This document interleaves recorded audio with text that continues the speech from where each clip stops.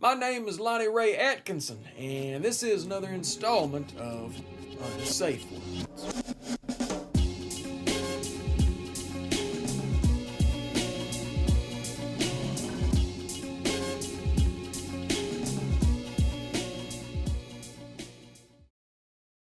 Alright, y'all. So, another truly historic election, where although we can't say that we elected our first ever woman president, we can now say that we've finally elected our first ever garbage pail president. Ah, yes, sooner or later, someone was bound to come along and break through the trash ceiling. And it only makes sense that someone was Donald Trump. Donald Trump is the asshole casserole that only the United States could have cooked. He's everything that is ugly and rotten in our society, all rolled into one. And that is who y'all voted for. Republicans, what did y'all do? Or should I say, what did y'all think y'all was doing? Because when you stepped in the polling booth to make America great again, what you were really doing was enrolling us all in Trump University. And just like Trump University, it won't be long before it becomes sadistically clear that you got conned. Because make no mistake, Donald Trump is and always has been nothing more than a con man. And this campaign was nothing more than a con. Seriously, y'all, this wasn't an election. It was a referendum on whether we wanted to save or kill satire. And pretty soon, we're all going to realize the consequences of that decision. Having said that, this video is not about me setting you up for history's biggest I told you so. It's about the lessons that must be learned right fucking now if we have any hope of either preventing or at least minimizing the carnage of the train, plane, and automobile wreck that is most certainly up ahead. It's about being honest with yourself and seeing who you actually voted for. Because the shame is not that you got conned, it's the caliber of the con man that pulled it off. Donald Trump is a caricature of a caricature, and yet you fell for it. I mean, did you really think that dude gave a fuck about you? Donald Trump is the type of guy that forgoes that last wipe just to leave an extra shit stain for the person who does his laundry. And guess what? When you pay taxes your whole goddamn life, then make excuses for a self-proclaimed billionaire who didn't, the person cleaning that shit stain is you. Now, I'm not going to spend this video presenting every skid mark in the Donald's shit show. It's too long a story, and frankly, it's a story you don't want to hear. It didn't matter that for decades, reputable reporters across the country had been documenting the dirty art of the dealings and shining a black light over the snail trail left in the wake of the orange one. You knew all you needed to know, and no amount of investigative journalism could have convinced you that the reality show wasn't real. And it's not even that Donald Trump is a particularly convincing snake oil salesman. He simply looked for what all snake oil salesmen look for in a crowd. Desperation. But desperation for what? What vision of the future did he offer you that was so compelling you were willing to close your eyes to the present? Because the vision he offered wasn't more democracy. What your candidate offered was cold and ignorant authoritarianism. Donald Trump wrapped his vision of a great America in misogyny and xenophobia and Islamophobia and all manner of anti-Semitism and imperialism and white supremacy. And no matter who he went after, be it the disabled or even the family of a dead veteran, you continued to follow him. He commented one time that he could walk out into the street and shoot somebody and his followers would still vote for him. But I actually think he was understating the situation. I think he could walk out into the street and shoot you and you'd still vote for him. Because that's how desperate you have found yourself for that vision of America. But let me tell you something. That vision of America is about to offer you some choices you've never had to make before. Choices you can't come back from. It's going to offer you the opportunity to make good on your rhetoric and see what that really means. I'm telling you this now because it won't matter enough to say I told you so. I'm telling you this now because there is still time to change your mind. There is still time for redemption. But first, you have to acknowledge the election is over. And this is no longer about Hillary Clinton. This is about you and your responsibility for who you put in that role, who you gave that much power. It's about being honest with yourself and seeing who you will be in that vision of America. It's time for us to do some reflecting.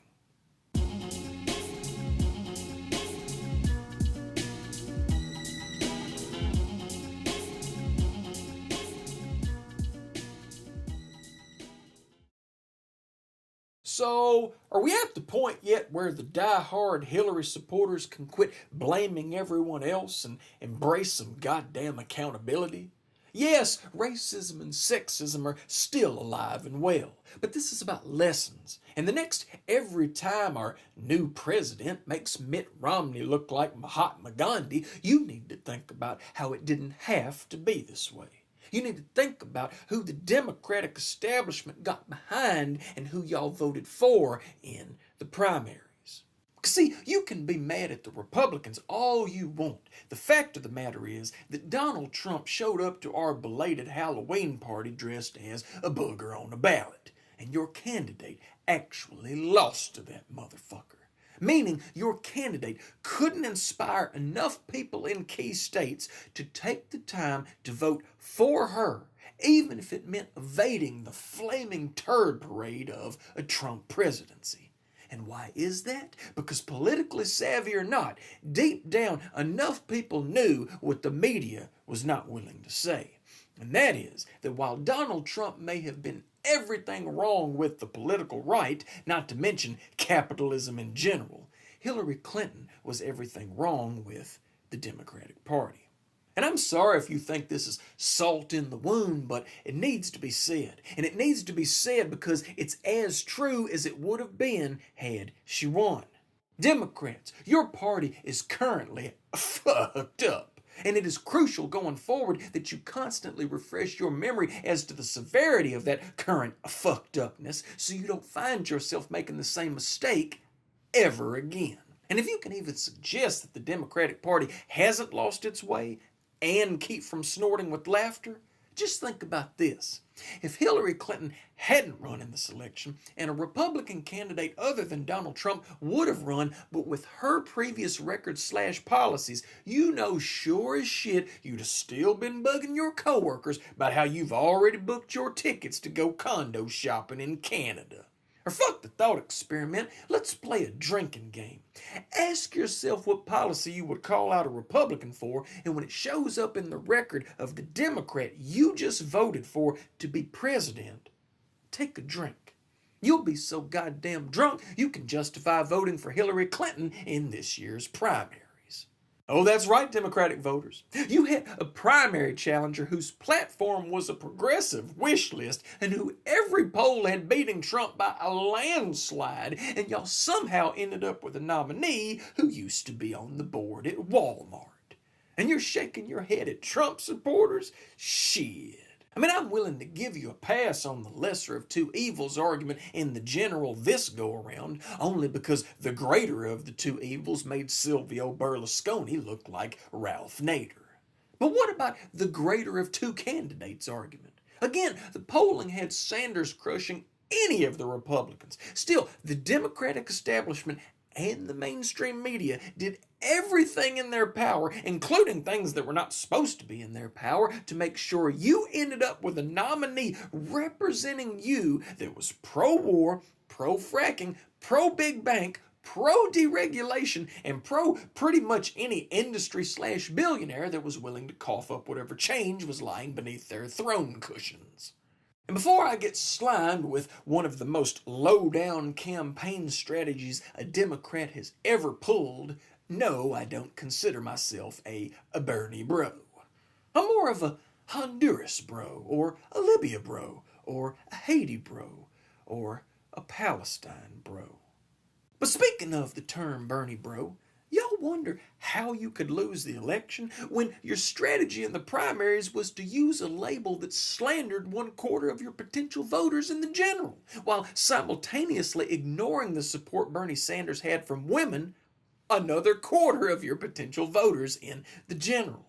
Did no one in the campaign see the irony, or did you just not give a fuck, that you're trying to get the first woman president elected as a Democrat by employing a label that exploits feminism to shame voters whose selection process is more than essentializing women?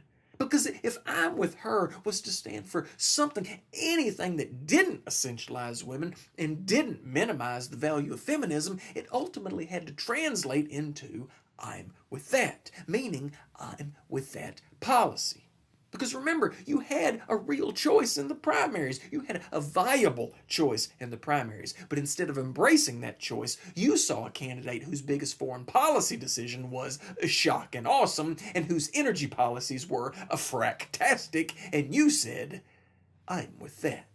You saw a candidate who made multi-millions from reading bedtime stories to Wall Street banks, and who waited for voter pitchforks before temporarily ditching the fool's gold standard of the TPP, and you said, I'm with that. You saw a candidate who thinks the same standard of healthcare that Cubans get is a pipe dream, and was less transparent than the president who was willing to have whistleblowers imprisoned and tortured, and you said, I'm with that. And that list goes on and on and on. But you know what? Fuck it. If you still want to call yourself a Democrat and you still think it was a good idea to vote for Clinton in the primaries, that's fine. Just remember that while you're with her, she's with Henry Kissinger. And Henry Kissinger is a motherfucking butcher. If you're going to shame Republicans for not taking into account the obvious character deficits of their candidate, just remember the candidate you preferred over Bernie Sanders is besties with the first United States citizen who had to have his travel agent filter out countries that might try his ass for war crimes. Again, I get being scared of a Trump presidency. What I don't get is how you were not scared of a candidate who spent her holidays with Mr. Everything That Flies against everything that moves. And when you say, yeah, but she's not responsible for the decisions Henry Kissinger made, I would say, fair enough. But she is and forever will be responsible for the decision she made to support the supreme crime of our century thus far. And just like Trump supporters, you don't get to say, well, I didn't know that. All you get to say, just like Trump supporters, is, I really don't give a fuck. And if you really don't give a fuck, and the Trump supporters really don't give a fuck, then what does it say about where we are? What the fuck has happened to our vision of democracy? What the fuck has happened to us? It's time for us to do some reflecting.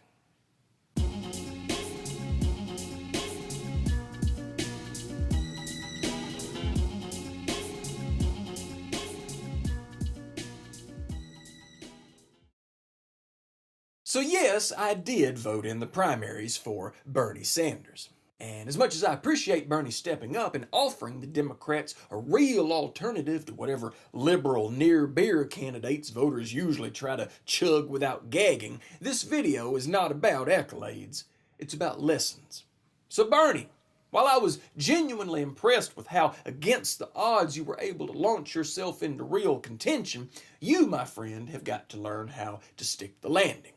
While you came in kicking ass like Patrick Swayze in Roadhouse, you went out shaking ass like Patrick Swayze in Dirty Dancing.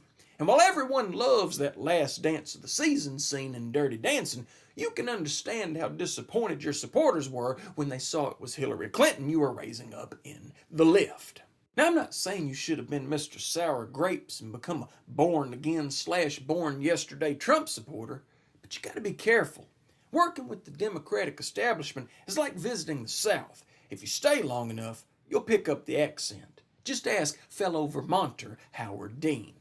Furthermore, how effective did you believe you were going to be fighting against the economic 1% when you were ultimately allying with the political 1%? I mean, think about that for a second.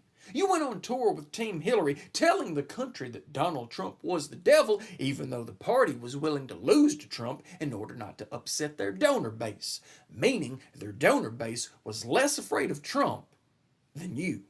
Endorsement my ass. You didn't owe them, you owed your supporters. You owed your supporters telling the Democratic establishment and the media to go fuck themselves when they began scolding those supporters for continuing to demand that a candidate actually earn their vote in a fucking election. I get the pragmatism of running as a Democrat, but California is where that shit should have ended. Throughout the campaign, one of their main rallying cries against you was that you weren't even in the party. And you know what? You should have showed them how right they were. You just won at least, let me say that again, at least 46% of the vote, and that 46% was charged the fuck up. You don't let the Democrats dictate the terms. You take that people power you talked about during your campaign and you flex on those motherfuckers. Look, I understand not wanting to let Donald Trump anywhere near 1600 Pennsylvania Avenue, and it takes some real humility to eat shit in order to do what's right for everyone else. But that's just it.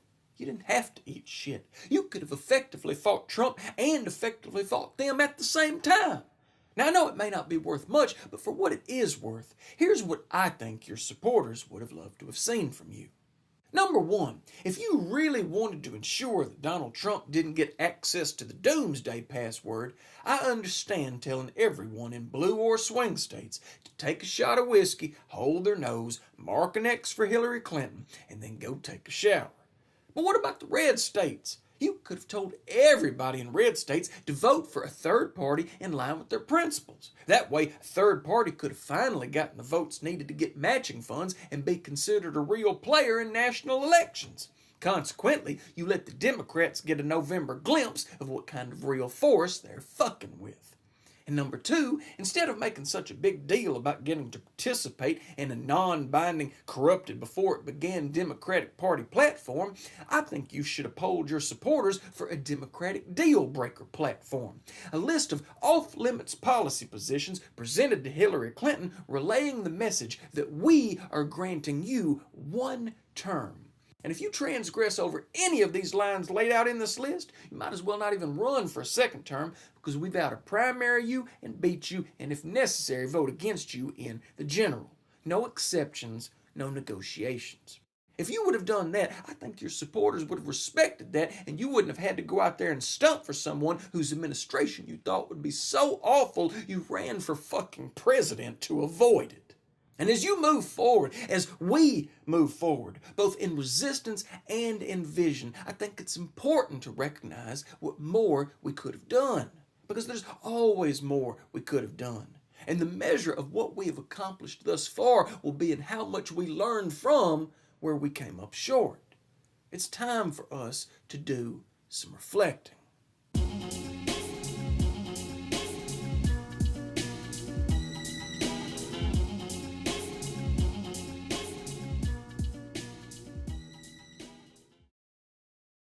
Now, there is at least one silver lining coming out of this election season, and that is that neither party can ever again pull that self-righteous moral high ground bullshit. Every time pious in the skies Republicans want to talk all that shit about voting their faith, just mention the name Trump. And every time the Democrats tell you it's okay to run another moderate Republican because they'd still be the lesser of two evils, just mention the name Trump.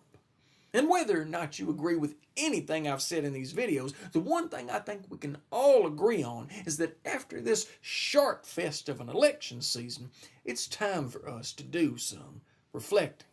Democrats, when a primary challenger's reputation as a radical is based solely on the spinelessness within your own ranks and his post-primary Our Revolution campaign is really nothing more than the Democratic Party platform, if the Democratic Party were not such a colossal fraud, you have to ask yourself, how long are we going to make fun of Republicans voting against their own interests when our vote for a quarter of a century has served as little more than a doorstop for the corporate status quo? Republicans, when a party comprised mostly of Christians nominates and continues to stand by a candidate who checks off every one of the 7 deadly sins before breakfast, and GOP leaders have to contemplate mutiny when finally faced with the not-so-little shop of horrors they've been planting and watering for the last half-century, you have to ask yourself, if this is what it takes to win the game, are we sure we even know why we're playing?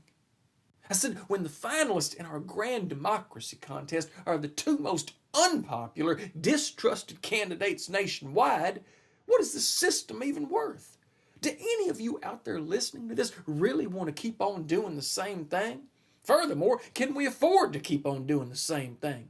And when I say we can't keep on doing the same thing, I don't mean just elections. I mean in every social sphere of our lives. From crash course education that can't find the budget for critical thinking, to the consent factories of advertising and public relations, to a corporate news media complicit in this most recent prank of an election, all the way to our religious, workplace, and even sports cultures, our societal institutions have failed us. It is these institutions that shape our choices, that shape our expectations, that shape our perception of freedom and rights and self-determination, and they have failed us. So it's not just the fact that the political sphere gave us these candidates, it's that these institutions all contribute their own chapters to our collective story. And we have to start asking, what story are we being told about America? What story are we being told about humanity that this many people saw themselves in these 2 candidates? Is this who we are? Or is this who we've been told we are? And if this isn't who we are, then who the fuck are we? Because once you begin to honestly ask, who the fuck are we, free from the boundaries of acceptable discourse set by our current institutions, you begin laying out a vision for revolution.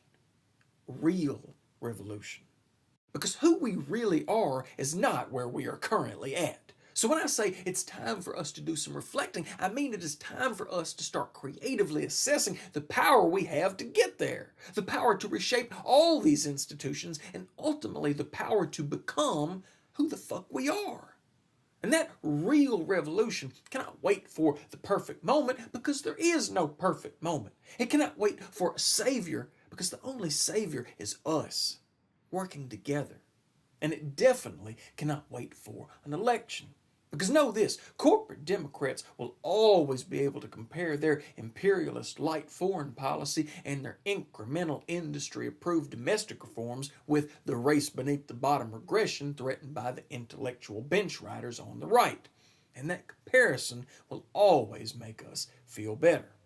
But you know what? It's not about us feeling better. Because at this moment in history, simply voting Democrat in the every next election is choosing to write a more nuanced history of how we blew up the planet. It's choosing a more stylish ride for us to skid off the climate cliff.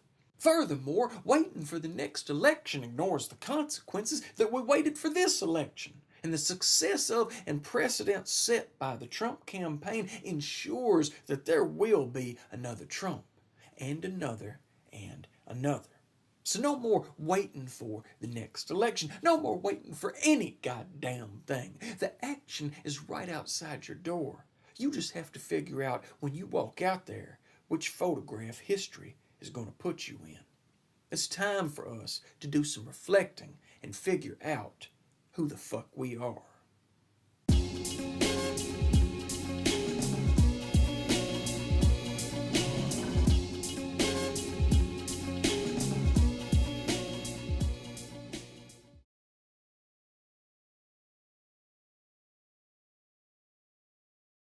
If you dig what I'm doing and you would like to help me keep on doing it, you got 2 options. You can share this video with others or click below the video to show me some love. Either one is greatly appreciated.